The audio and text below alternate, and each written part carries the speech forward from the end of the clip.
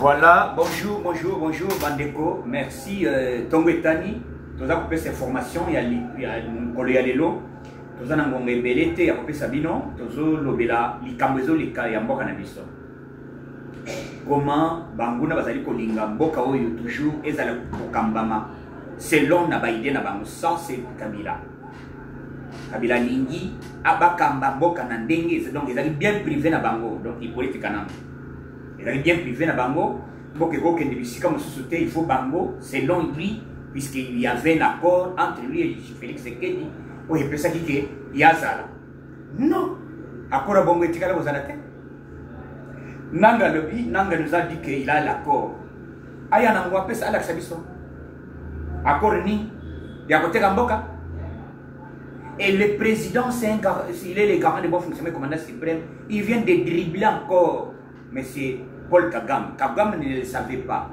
Si Kagame n'est pas considéré dans la guerre de l'Est, pourquoi il a signé un cessez-le-feu?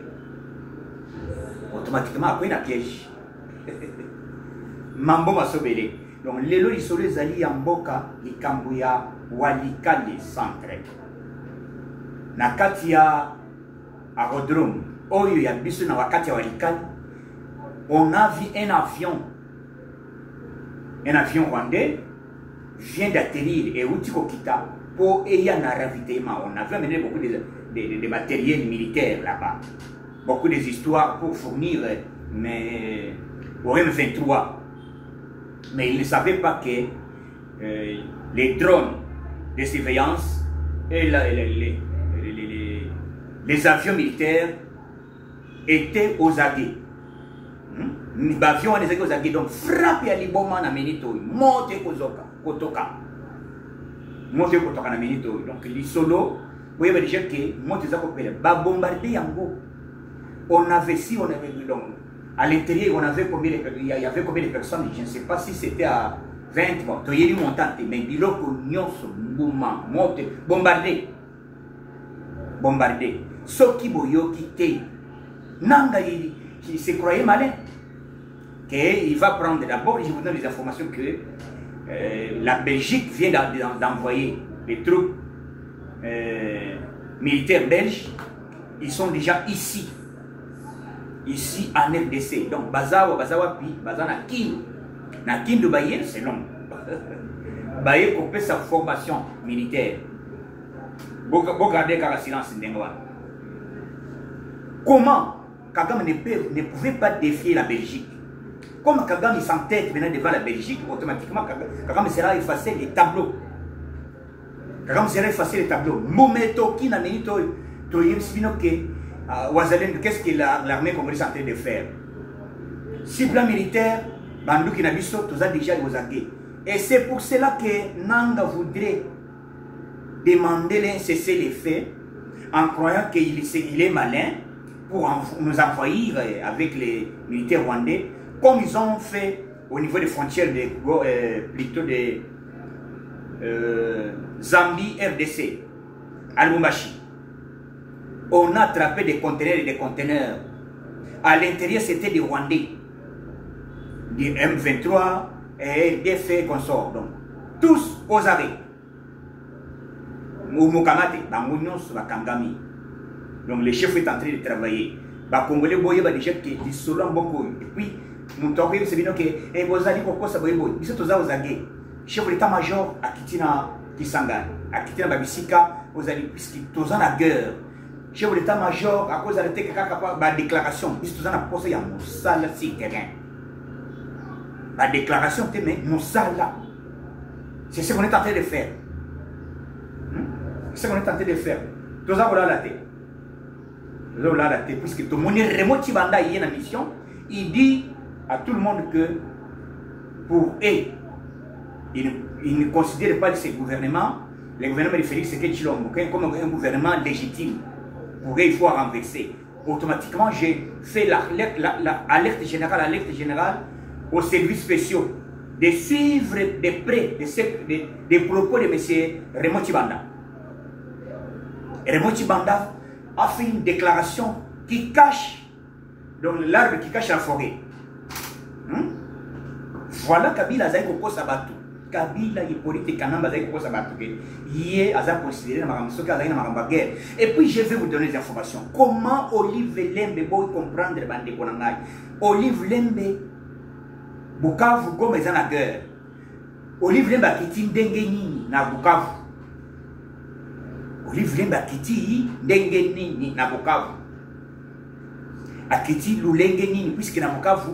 Donc, tout ça la guerre. Automatiquement, le garant de mon fonctionnement. Et puis, le service, sinon, pour comprendre. Il faut comprendre que la guerre, tu vas commencer et ça bango.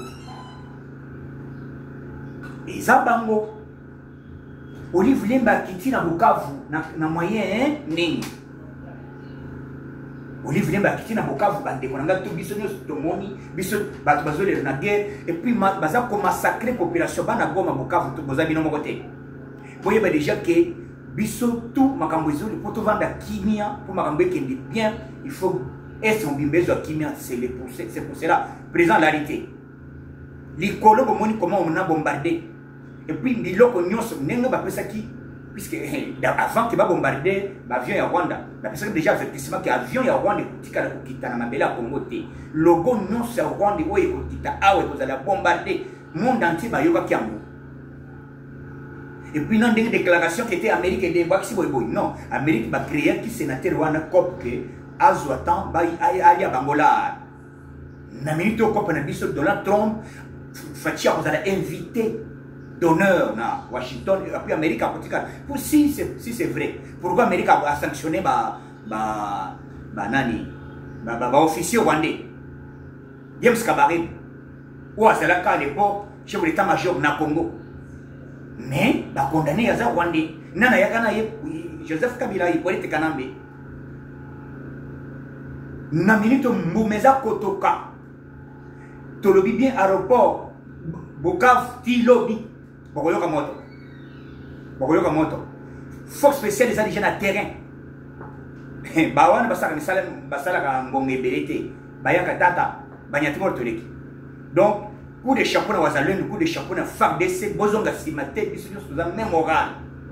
Ma belle za ba congolais, za ba Congo, ya ba loba, ya ba ngala, ya ba Swahili, biso so beto na beto. So kimbe ba lobi mabe. Mais ba propos ya Kabila. Ba propos ya député Nyarugabo so Nyamurugabo. Oya, oazubazo benga Nyamudenge. A lobby guerre ça ya likambo ya banyamurenge tia batuti congolais awate et ça problème ya accord ya Kabila na Paul Kagame na Museveni. Donc Museveni il se vend comme déjà en danger.